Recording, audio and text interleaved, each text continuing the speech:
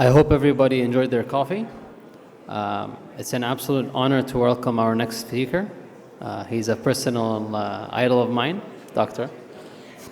He's the reason I actually continued my studies in academia. Please welcome with me, Dr. Sandy. Hey. Do you want me to introduce? Can I do a little bit of an introduction? Yes. Dr. Pentland is widely recognized as a global leader in data science. He's a professor of media arts and sciences at Stanford and MIT, and part of our advisory board members. Thank you very much. Thank you. Good. So, yeah, that's me. And I'm very happy to be here today. This is a tough crowd because a lot of times I give talks about digital economy and the future of things, and the crowd's not really so familiar with it. This crowd is familiar with it. So there's the world's experts sitting out there, and I've seen them here staring at me. I better do a good job. So I'll give it my best here. So what I see is that in the very near term, we're going to have really big changes in finance. A lot of this has to do, of course, with things like just being digital, but also the final acceptance of things like blockchain. I mean, that's amazing, and of course, all of the AI stuff. What is the question of that? What is that going to do? Because, you know, you can talk about greater productivity, lower productivity, but a lot of that has to get funded, it has to be agile, it has to be stable, we don't want financial crashes, and how does that all work out? So this is the problem that I want to talk about is we are in a world that is rushing headlong towards making everything AI agents. And I mean everything. Every business process, everything you can sort of imagine, people are designing agents for it and beginning to deploy them already. And the reason is pretty straightforward. Agents are simpler, cheaper than these sort of big frontier AIs that you hear the West Coast AI crowd talk about. So they can be immediately profitable. And they're much more flexible than, say, machine learning or expert systems. So they look like they can do a better job of dealing with things. So that's almost impossible to stop. I mean, you have so much investment in this. It has to fail spectacularly for it to get derailed. And at the same time, you have this on distributed ledgers, blockchain. So one of the things I learned is when you're talking to policy people, you talk about distributed ledgers. So everybody knows, you don't talk about blockchain because that sounds like crypto and they don't want to hear that, right? So we talk about distributed ledgers. And you see things like SWIFT, $4 trillion a day, having a distributed ledger that they've already demoed with many central banks and other sort of large financial institutions with smart contracts. That's another word for AI. So my God, so the biggest financial money transfer organization in the world is going towards this. And of course, then there's the BRICS initiative to have that sort of a currency. Stable coins, everybody's going crazy about stable coins. And it will really change the way finance and economics in general works. The biggest one, though, is tokenization. So which is securitization of physical assets. And Alex has another name for it, which is phygital, okay, which I have a hard time remembering, sorry. But just like we have securitization of all sorts of financial instruments, and in fact, most economic activity is that securitization, right? The actual real economy is smaller than the securitization economy. You're going to see that with tokenization. So you can see, for instance, real estate becoming very liquid, and you can see having lots of speculation on top of that. And you can take that and apply it to everything. And the thing that should first occur to you is, let's see, I remember 2008. There was a lot of securitization, and my story about that is they had the wrong financial models. They had compact distributions in the equations, but they're actually long tail. So the moment they got hit by a long tail, bang. Now what happens when real estate collapses like that? What happens when you name it? So these are things to worry about. And it's uncharted territory because this is going to be new sorts of assets that can be traded very, very quickly with arbitrarily complicated contracts. That's the AI part of it. And there's some worrisome examples. So for instance, you're all familiar if you drive along in a highway, sometimes you get these traffic jams. And what happens is when the traffic gets to a certain density, little variations get amplified by all the cars around them, and you get this phantom traffic jam. Well, what happens in a high-frequency trading environment like that? You do see some things like that. I'll show you one or two. And then if you look at things like the crypto stuff, you get all these sort of like flash crashes and shooting up of market value and so forth. And you sort of say, oh my God, is this the world we're going to run into? We're going to have crashes every couple of minutes. And, we really don't want that, or at least I don't want that. And why is this? Well, a lot of it has to do with the way we think and the way we've set up our environment. We like to think of ourselves as rational and independent, but that's not actually what we do. Our behavior is dominated by social structure. We look at what other people do and we use that as a guide for what we choose to do. And that's actually a very good strategy in the abstract. It looks like minimum regret machine learning or those sorts of things. And it's useful because it actually has very strong properties in terms of bringing in other data to make better decisions.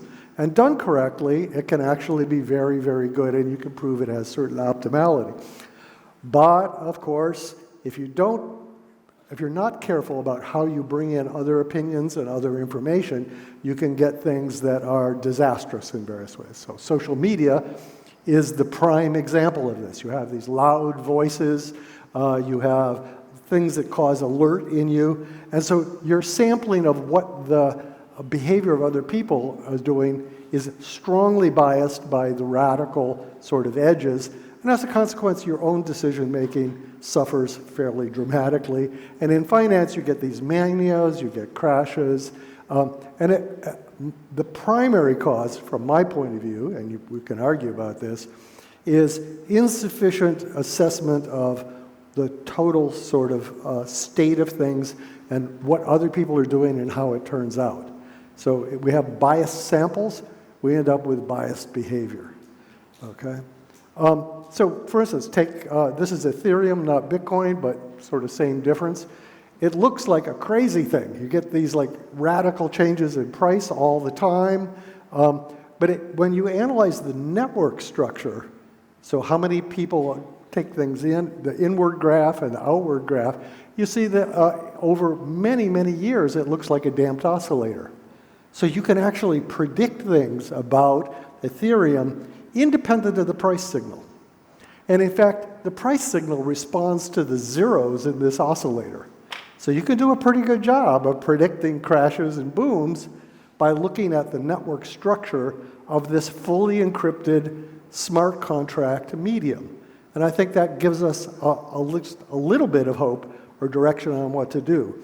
What we need to understand better is the dynamics of these sorts of systems, because these are the systems we're building, right? They're fully encrypted, we don't know who the people are, but they're networks. And we can observe the networks in a way you can't with current financial systems, because you can see every single trade, who interacted with who, okay? And that gives you different signals, particularly about the structure of the market at a micro scale that you normally don't see. Now, I'm not the only one to have noticed this.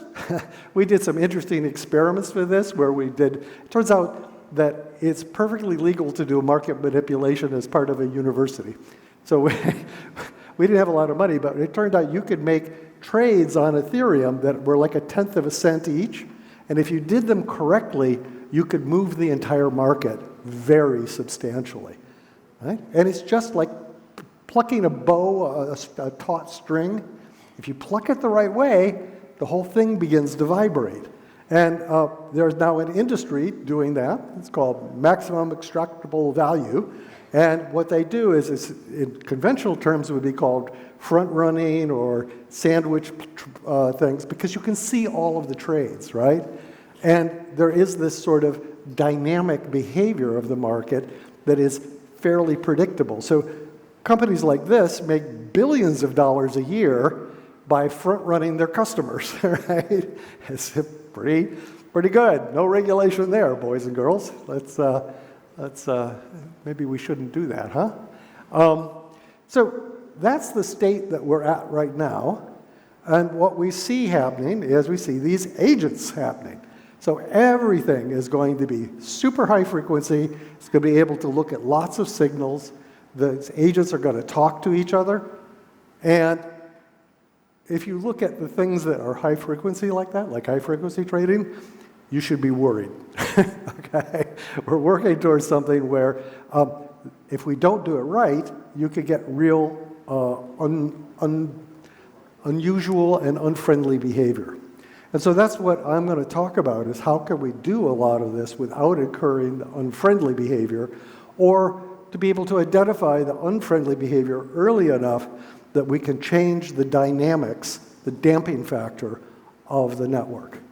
Okay? Because this is a fundamentally different way. The way they govern banks, right, is you have reserves and these rules. In this sort of environment, you need to govern the dynamics of the system. And that means you need to be able to sense the dynamics of the system. And you need to be able to do it in real time, because you only got a couple of milliseconds to make a decision. Okay? So that's what we're up to here. Now, there's some, if you don't believe me about the sort of general danger, there's a nice little study out of MIT. When people take join the Sloan School, the business school, they do a thing called the beer game. So you have 4 people. One person's a retailer of beer, another person's a warehouse provider, then there's a central warehouse and the producer. And all they get to say to each other is they make orders of beer. And what ends up happening is you get, if the retailer sells a little more beer, that signal propagates up the chain. This is a logistics chain. Like 20% of the world's economy runs on things like this. But look what happens when you have independent agents. What you get is you get this whipsaw effect, where people end up with orders of magnitude more stock than they're supposed to, or are completely out of whack. So somehow this distributed world of agents that just communicate to each other has a very intrinsic thing that's missing, which is a way to govern the dynamics of the system. Okay? So happy to talk about this more. So how can we actually begin to bring AI into these systems? Since that's what we're doing, right? Whether you like it or not, we're doing it. And I think that a good approach is to start with AI that augments people. So you heard talks this morning about task automation using AI. You've heard lots of things like that where sometimes the AI goes wrong. What I'm going to be focused on are the dynamics of the system, the coordination costs in the system, not what the system is doing. And I think that an interesting thing is that AI can accelerate that and reduce the cost of coordination dramatically. Now, cost of that. But think about COS. Cosian argument is that the reason we have organizations is that the transaction costs, the coordination costs within the organization are lower than outside, right? And what I'm saying here is that AI can change that argument. It can make the coordination costs low enough that it no longer makes sense to have organizations in the traditional sense. There'll probably be some organizations, of course, right, for secrecy and things like that. But that sort of parallelization, distributed nature, by reducing coordination costs, has real ramifications. One of the ramifications is that you can begin to address some of these dynamics problems you see in networks in a different way. They become, in some ways, less pressing. So there's 3 types of thing I want to talk about real quickly here. One is AI buddies. I use the phrase AI buddies because I was on a panel with the CTOs of 5 of the largest companies in the world. And they were talking about their CEO was telling them, oh, you have to do AI. And they were going back to their CEO and saying, well, we need better data, which is a bad thing for them to say because they've been saying that for a decade. And so the CEO says, well, no, come on, really, really. And one of the things that came up in the panel was each of them, independently, had done something they didn't think was very interesting, but is a coordination AI. They made it something called AI buddies.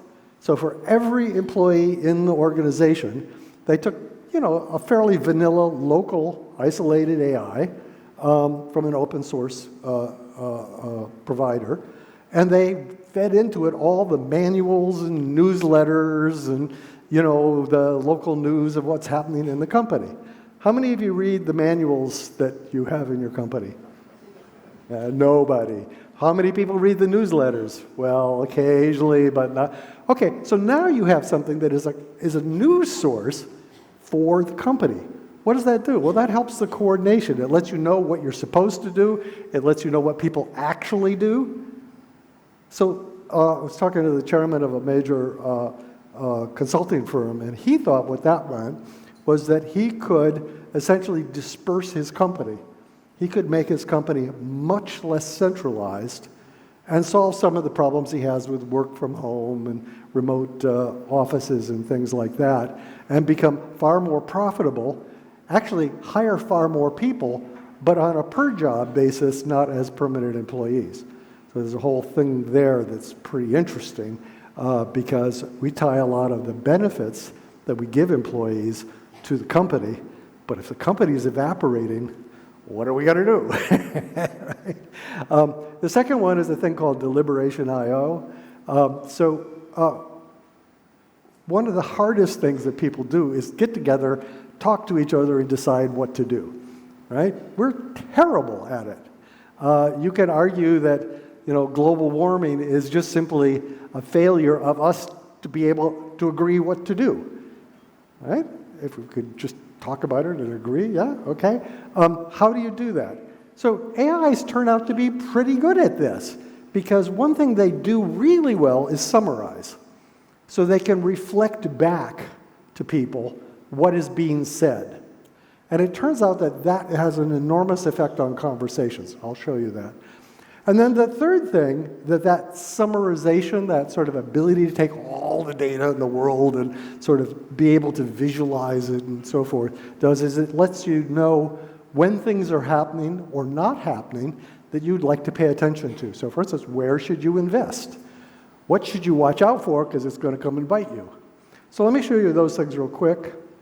So the AI buddies, they're going to help people do everything. I already talked about the AI buddy that has read all the manuals that you never read.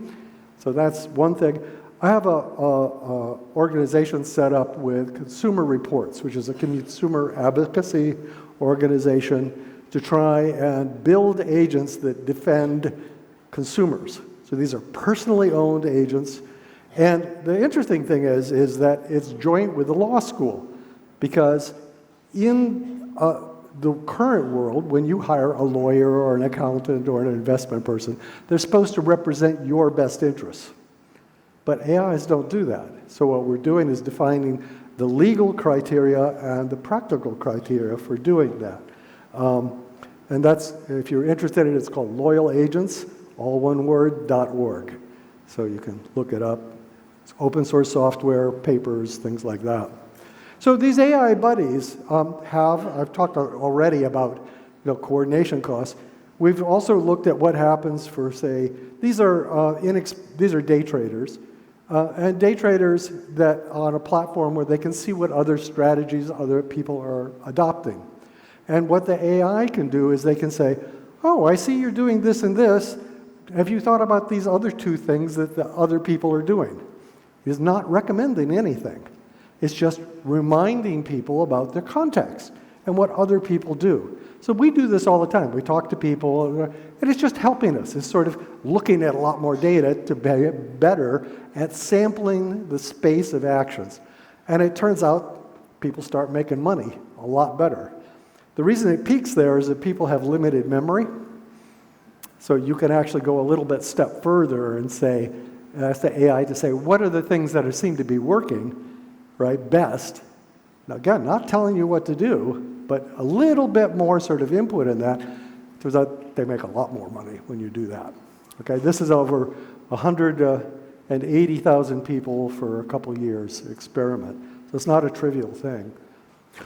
One of the things that these sorts of AI agents does is it changes the economy that we have today in a very profound way. So what people are beginning to do is they're beginning to have interfaces on their stores, on their websites, that are not the normal web things, where there's images and advertising and stuff. These are things that are information for agents. So it's, you look at the ad, oh, isn't that wonderful? But your agent looks at it and says, well, here's the specs, and I'm going to look at 5 other things and compare them and tell you, which one's cheapest, et cetera, et cetera. So it's an alternate channel. Everybody's doing this in Silicon Valley. And this is what Andreessen Horowitz, who you probably know, one of the most famous VCs in the Valley, thinks is going to happen. It's going to completely break the ad economy. Why do you care? That's what pays for the internet. It's going to change. According to them, according to me, you don't have to believe it. But basically, the small things we buy will no longer be something that is sensible to do advertising. For the larger things like cars, things like that, you're going to have things that operate more like an advisor, which means they have legal requirements for being a fiduciary, which means they have to have a certain standard of behavior where they're not self-dealing and things like that, at least in most countries. So that's huge, because it changes the economy of the web completely. And it says that the way you advertise, the way you do business, changes completely too. You have to be much more consumer-centric. You're going to charge premium for that, of course, but it's not obvious where all this is going to end up. It's going to be interesting. It could be quite a bit better than what we have today, because advertising is one of the main things that means the web is full of crap. Sorry for the language. To make all this happen, there's a number of technologies that need to happen. For instance, people have come up with MCP, which is a way of agents talking to each other. We feel that's insufficient. We also need to be able to communicate human intent. So we have the human communication protocol, which agents can talk to each other, but they're conveying intent so that you don't say, oh, I want to buy this, and then your agent talks to somebody who's going to rip you off, etc. There has to be this sort of propagation of intent down the line. So very interesting area. It's also sort of state-of-the-art stuff. So that's one type of agent. And I hope you see that it's really sort of interesting, because what it means is that consumers, first of all, won't be so much at the mercy of advertising. It means things like warranties will stop happening the way they do now, because warranties are sort of a sucker play, right? And they make it really difficult to fill out, but your agent can fill it out, which means you no longer make money off your warranty program, right? It's sort of interesting. There's all these things that we're just so used to that change. The second one, which I think is actually maybe even a bigger one, is collaborative decision making. So this is work we did it was in National Academy of Science, just showing that teams matter, but teams have to have people with similar utility. They have to have similar concerns to perform well. So the first bunch of things there are people, teams of different sizes, solving problems, but they're just randomly drawn individuals. The second one are teams, so they get to know the utility of each other, right, making decisions. And the third one is teams that have members who have similar concerns, similar utility functions. And you'll notice that the teams with similar utility functions, their performance strictly dominates the random teams and the individuals. And this is essentially a diagram of Sharpe ratio. Okay, so what that tells you is in investing, the incentive mechanisms you have for your employees and the people that are doing the trading are going to dominate things. And your performance depends on that. We had a big talk at ADIA yesterday about how do you structure incentive programs so that you get the right sort of behavior out of your teams. It's not completely obvious. This is an interesting area to sort of focus. But I can tell you one thing, it's certainly not the way we do it today. Okay? Just an example, this is a big experiment. This is one that you may not find amusing, but as an academic, I find amusing. We got 2,000 people together. These are people who typically trade about $10 million a day. They're sort of mid-tier traders, right? And we got them to pay us to run an experiment on them.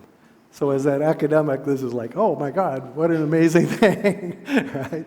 But what we found was that giving them, using AI to show them what other traders were doing had a rather profound effect on many of the traders, not all of them. Some of them are pure quants, okay? And they make they're a little better than the average, but they're a lot more risky, a lot more risky.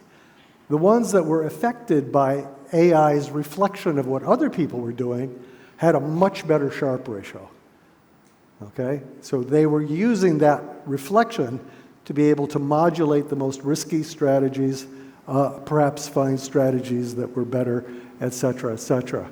I think this is a really interesting thing. It's a very simple type of AI.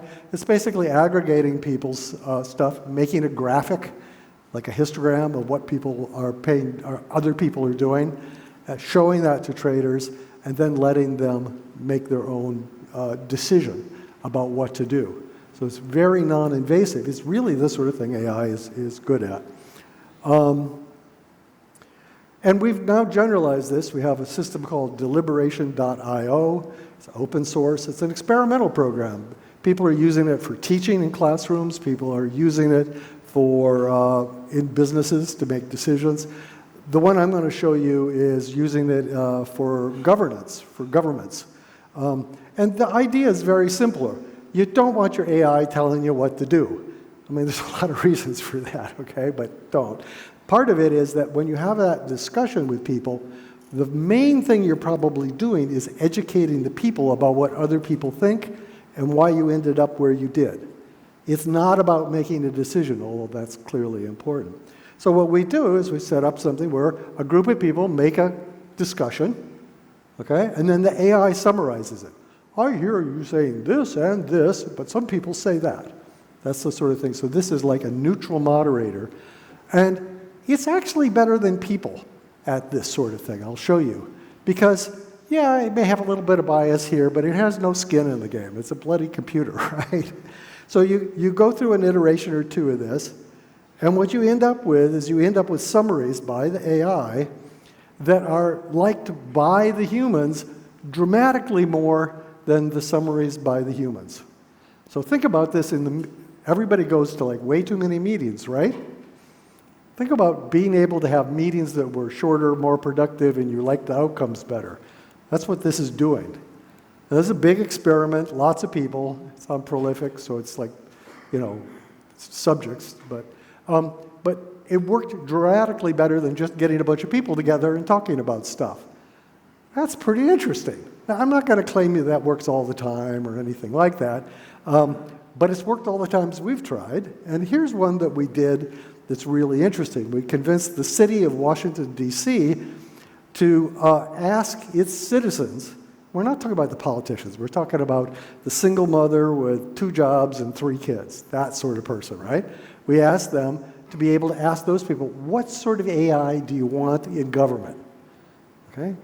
Think about that for a minute. What would you like to have AI in government? So we had this thing where the AI reflected back and so forth. And what the people in Washington, D.C. wanted was the AI buddy. They wanted the AI buddy to defend them against the government, right? Because if you think about it, there's all these forms you have to fill out. You have to, it's complicated, God knows. And if you're someone who has benefits from the government, you don't know what's available. You don't know what you're missing out on. But your AI buddy can help you do that. Completely rational, right? This is just such but us AI guys didn't think of it. The city government guys didn't think of it. It came from a very lightweight deliberation process that had this sort of moderation and reflection coming back. And incidentally, this is not something where we're, I'll show you some more things about it later. So what this has the ability to do in the abstract is be able to take the organizations we have today, so all of you probably are in one of these organizations like on the left, that's modeled after 17th century armies. You're in the army, right? So this guy reports to this guy, here's your silo. If you are in an organization that's siloed, you are in an organization that is stupid, right? I mean, just, you can't be innovative if you can't exchange views and information. That's like one of the fundamental things from social science, from computational social science, is you need to be able to talk. So what people do is they try to make more dynamic teams. Right? They bring people in, but it's still very hierarchical. And this may not be the right place to bring it up, but the U.S. Army sometimes loses badly in this region, historically, not that historically. And what they went is to something that is completely dynamic. They said, we can't deal with this. We're getting killed everywhere. What we're going to do is put all the local people in charge because they're the only ones who know what's going on, right? So they gave up hierarchy. This is the army, for God's sake. But they substituted something else, which was an incentive mechanism for everybody to do what they thought was the right thing. So that's called commander's intent in the Army, and it's called bonuses in finance, okay? So you have to structure your incentives so that all those people that are off of working autonomously are coordinated. Interestingly, AI can do stuff like that pretty well because it can take all that data and summarize it in a way that's, pretty passably good for this sort of stuff and without a lot of the human frailties. Incentive structure, yes. And then the final thing I want to talk about is, I've talked about tools that make people smarter by giving them more context. I've talked about tools that help people talk to each other better. The final thing is where can you use AI to help you focus your attention on things that matter, okay? So again, it's not telling you what to do, it's telling you where stuff's happening that you might want to pay attention to, and you get to decide. So I'll show you a couple of examples.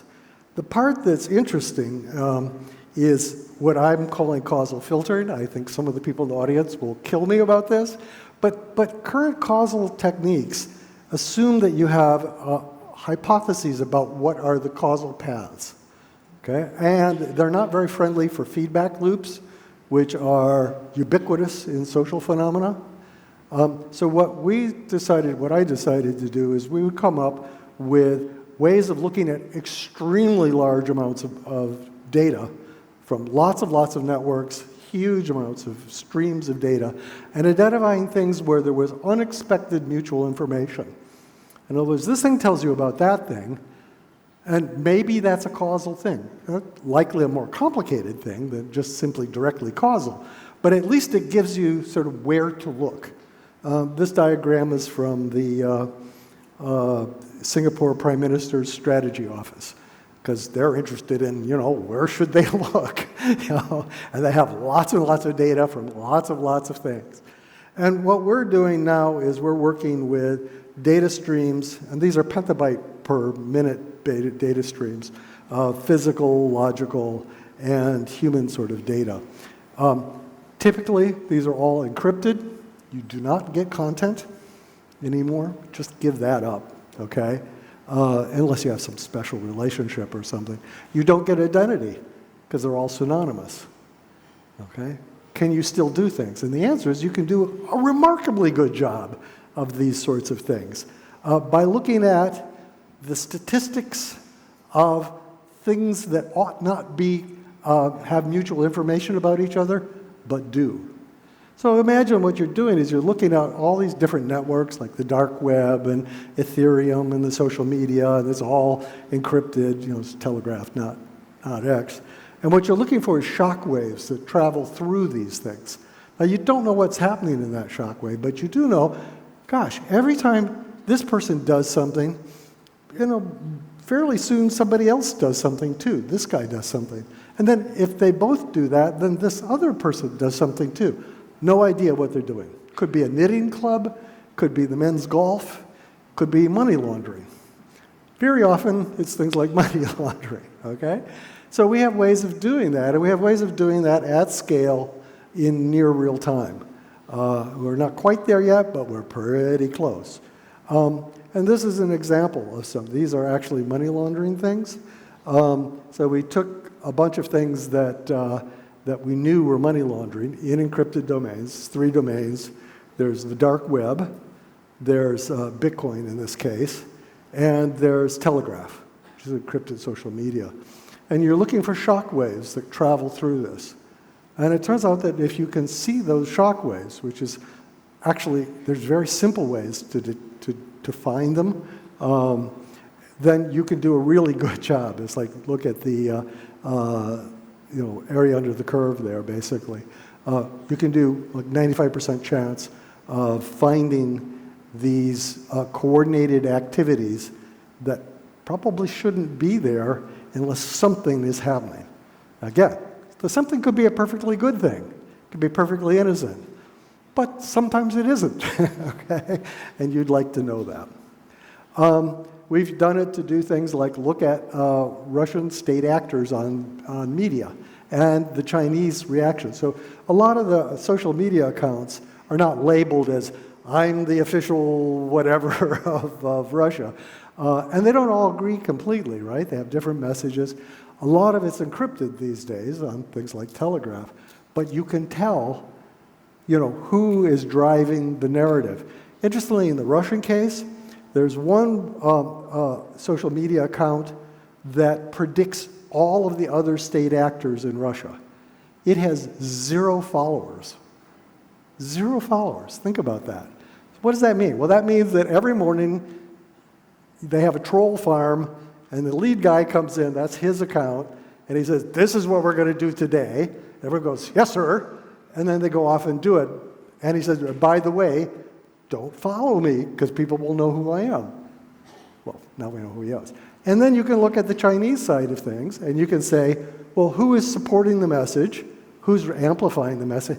And it turns out there's division in China about many of these things. They don't all agree with everything. So you can say political factions. That's sort of interesting. This is all encrypted. Don't worry about it, This is doing the same thing with RNA. So you take a microbiome, you blast it, you get these little chunks of RNA. They should be distributed in a nice random way, right? There's tens of thousands of organisms. RNA is complicated, right? But what you find is that some of them actually have relations, statistics, where if you see one, you see the other, far more than chance. And those are biomarkers that predict drug efficacy. So we can do something like twice as good with things like Crohn's disease now as you could before by looking at the way the microbiome is and trying to find these biomarkers. It's sort of early days for this, but that's pretty amazing. And then the final thing is something that is, I think, many people really get. Sandra Lira, where are you? Sandra over there is one of the authors here. So this is the map of science. Every dot here is like a journal. It's an area of science. There's nursing, there's biomechanics, things like that. You can't read it at a distance. And then there's little faint lines between them, which is when the people in this discipline reference that discipline, right? You put a little line in there, okay? And you can see that there are great gulfs where nobody talks to. Like physical chemistry just doesn't talk to international studies. Maybe not so surprising, okay? But if you look at some of the smaller holes, you say, well, wait a second. Why does that sort of endocrinology not talk to the disease people? That seems wrong, right? Because they speak some of the same language. They potentially have something to do. And it turns out that if you look at these holes, so this is the lack of mutual information, okay? That those are the place that blockbuster papers happen. So if you say, well, what happens when someone puts a paper there? And I'm going to remind you, this is content-free. We have no idea what that paper will say, but we know where it will tie together communities. And you get this huge number of citations from things that are in the holes, right? Because they're tying together the fabric of science. Much better than how famous the person is or its initial sort of press, so forth. And the most interesting thing is this works with patents, too. So you can say, well, here's an area, there's no science and there's no patents. Or here's an area where there's science and no patents. Maybe we should look there. Pretty interesting, okay? Same type of attitude about looking at the connections between things. We're not telling you what science is going to be. We're just telling you where it's going to be, okay? Have a book. I got to advertise my book. I have a book coming out November 11, talks about all this stuff. You can buy it off Amazon or wherever you want. You know. Thank you. And I just want to remind, in the last second, deliberation.io website. That's the people talking together. And then loyalagents.org, which is agents that represent you and not somebody else. Okay? It includes the sort of legal basis for these sorts of things. And that's it. Thank you.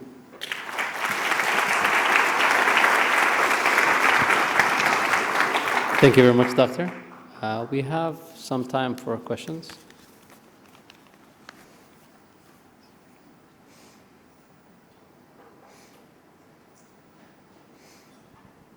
Thanks a lot. Very exciting talk. For some of the things that you presented, you're kind of assuming that you have a fair AI that is kind of in the interest of the customer. Like when you said that there will be no ads, for example, in the future. Is it actually realistic? Like, I mean, or how much will we be influenced by the, well, actually by the background, by the machine learning tool that we're working with is coming from, and kind of how much is the risk that we then basically be guided by that? Well, so, you know, for instance, the things that we're doing with Consumer Reports, this is a not-for-profit that doesn't take advertising, it's supported by the community, and the AIs they build are very likely not going to be so influenced. On the other hand, all the AIs today, not all, but almost all of them, are built from data that was collected from Americans on the East and West Coast. And you say, well, I have Turkish in there, right? Well, yes, you have Turkish, but there were Turks who lived on the West Coast of America. So there are cultural variables that are just wrong in many of these things. And so that gives rise to the sovereign AI movement, the idea of having culturally appropriate, language-specific things. And we just concluded what I think is really a landmark study on that, where we looked at the most efficient ways in terms of data and compute cost to compute sovereign AI.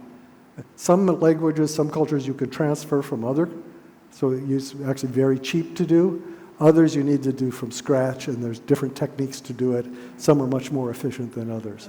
So this question of does this thing really represent you culturally is an important one. It's a lot of the focus of my current research is, you know, if I'm going to have an AI that represents me, I want it to represent me and my preferences and my culture. And we don't have a good science for estimating what somebody's preferences, culture, etc. are without grilling them for hours and hours and hours. And even then, it doesn't work very well. So this is an important research question, is to make it as good as possible. But I will also reflect about a talk like this that we did at Oxford, and one person got up there and said, all these things are biased and they're, you know, horrible, and AI is, and the Justice Commissioner Minister of Kenya got up and said, well, you know, you may be right, but have you seen our current justice system? So you have to compare it to like the human-based systems we have today, and I have to say, that's a pretty low bar to clear in many cases. Thank you, Doctor. We'll cut the question session short. We'll have a round of applause for Dr. Alexander. Thank you.